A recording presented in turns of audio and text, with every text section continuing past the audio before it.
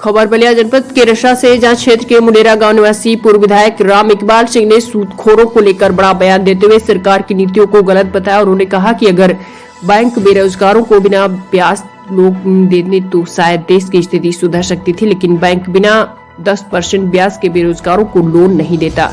यही कारण है कि लोग सूदखोरों के चक्कर में फंसकर उनके दोहन का शिकार हो जाते हैं। उन्होंने मुख्यमंत्री पोर्टल को खिलौना बताते हुए कहा कि आप जिस अधिकारी की शिकायत करते हैं वहीं उस पर रिपोर्ट लगाता है, तो न्याय कहां से मिलेगा, यह मुख्यमंत्री साहब को भी पता है। थाने और तहसीलों की हालत पर भी उन्होंने दुख जाहिर करते हुए कहा कि बिना रिश्वत लिए यहाँ कोई काम नहीं होता। तहसीलों में खारिज दाखिल नहीं होता, दूसरे का नाम चढ़ जाता है। थाने और तहसीलों में भयादोहन मचा हुआ है, जिसको नीचे से लेकर ऊपर तक के सभी अधिकारी जानते हैं। आगे और कुछ क्या कहा पूर्व विधायक व सपा के वरिष्ठ नेता राम इकबाल सिंह ने, आइए देखते हैं यह रिपोर्ट।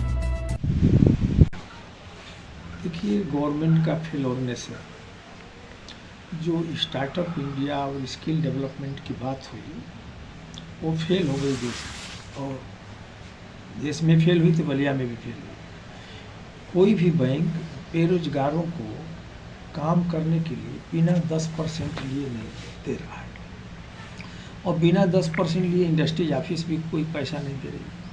अगर प्रॉपर लोगों को काम करने के लिए बैंकिंग का सहयोग मिले तो देश और बलिया आगे चला जाएगा। यही कारण है कि बहुत सारे लोग सूदखोरों के चक्कर में फंसे हुए हैं।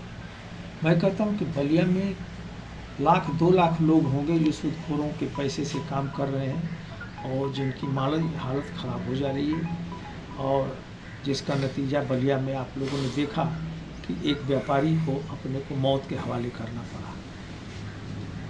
अब ये बात सर्वविदित है कि इस बात को सरकारें भी जानती हैं और प्रशासन भी जानता है, लेकिन समय रहते ऐसे लोगों पर और ऐसी चीज़ों के खिलाफ कोई अभियान का न चलना इन चीज़ों को बढ़ावा देता है, और एक धीरे धीरे ये पूंजी का एकत्रीकरण एक जगह पर हो जा रहा है, जिससे दबंगई और अराजकता पैदा हो रही है। मुख्यमंत्री पोर्टल तो एक क्या कहते हैं खिलौना बनकर रह गया शुरू से, आज से ही नहीं, क्योंकि जो उस पर आप लिख कर भेजेंगे, उस पर जिस विभाग के खिलाफ या जिस अधिकारी के खिलाफ या जिस भ्रष्टाचार के खिलाफ या जिसके दमन के खिलाफ वही रिपोर्ट भी लगाता है।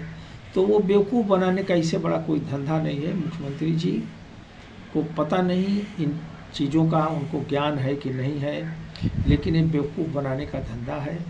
थानों की और तहसीलों की हालत ये है कि मनुष्य की हालत ख़राब हो गई है। छोटी छोटी कामों में लाखों रुपया रिश्वत तहसीलों में चल रहा है, खारिज दाखिल तक नहीं होते हैं, दूसरे का नाम चढ़ जाता है बीच में। थाने की हालत वही है कि एकदम भयादोहन मचा हुआ है। इसको नीचे से ऊपर तक सब अधिकारी जानते भी हैं और सबका शेयर भी है इसमें। ऐसा नहीं कि नीचे वाले अपने आप कर रहे हैं, सबका शेयर है। कागज़ का टुकड़ा देख लेते हैं तो उसको फंसाने के लिए दौड़ पड़ते हैं, और जब तक उसे 1,50,000 ले भी नहीं ले रहे तब तक गला नहीं उनका बकस रहे हैं।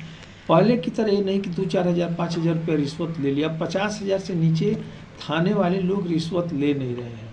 मैं तो कभी कभी ये सोचता हूँ कि देश कैसे बचेगा जहाँ का 90% से ऊपर अधिकारी रिश्वत लेता हो, कर्मचारी रिश्वत लेता हो। वो देश कहता है कि महाशक्ति बनने जा रहा हूँ। अगर बगल में पाकिस्तान है, इससे झड़प हो जाए तो क्या ये भ्रष्ट ब्यूरोक्रेट और सरकारी अधिकारी उनके साथ मिल नहीं जाएंगे? क्योंकि ये पैसे के लिए जब गरीब का खून पी सकते हैं, पैसे के लिए ये सूदखोरों को प्रोटेक्शन दे सकते हैं, तो ये पैसे के लिए पाकिस्तान के साथ लड़ भी सकते हैं। यही हुआ हिंदुस्तान में। पहले भी बड़े बड़े राजा लोग विदेशियों से मिल जाते थे, भारी मात्रा में लोग अंग्रेज़ों से मिल गए और इस देश में अंग्रेज राज कर लिया। तो भारत के डीएनए में आज बहुत बड़ा परिवर्तन है। हमें लगा कि पूरी तरह से लोग संतुष्ट हैं। सपा मुखिया के ही आने से यहाँ कुछ लोगों की गिरफ्तारी भी हुई, वरना कुछ नहीं होता। और उस केस में कोई दम नहीं है, भी मैं बता दूँ, केस बेलेबल है और आराम से बेल हो जाएगा उन लोगों का। प्रशासन बचाना चाहता है ना, पार्टी से जुड़े हुए हैं। बुलडोजर तो 2 ही जगह चलता है, या तो समाजवादी पार्टी का यादव हो या तो मुसलमान हो, और बुलडोजर किसी के यहाँ नहीं चलता है। इससे स्पष्ट क्या सुनना चाहते हैं? बांट करके समाज को तीतर बितर कर देने की रणनीति है। और फिर एक इमोशनल कार्ड खेलने की योजना होती है। सबके प्रति दिलों में जगह सरकार की नहीं, जबकि सरकार सबकी है, सबके टैक्स से चलती है, सबके टैक्स से सबको तनख्वाह मिलता है, सबकी गाड़ी और हेलीकॉप्टर उड़ता है, उसमें हर वर्ग का पैसा है। लेकिन आंख एक गवर्नमेंट बंद कर ली, एक आंख से देख रही है और एक आंख से एक ही तरफ देख रही है। 2024 में हमारी सरकार को अच्छी संख्या में सांसदों की संख्या मिलनी है, क्योंकि इस सरकार से लोग ऊब गए हैं। मैं कहना चाहूँगा कि जिस ढंग से ये सरकार पूंजीपतियों के पक्ष में खड़ी हुई और जिस ढंग से बेरोजगारों, किसानों और महंगाई को नज़रअंदाज किया, उससे हाहाकार मच चुका है। और मेरे को पूरा लगता है कि आने वाले 10 वर्ष में काबू नहीं पाया गया तो देश के युवा हथियार उठा लेंगे। ओम प्रकाश राजभर जी के बयान पर मेरा कोई कमेंट नहीं।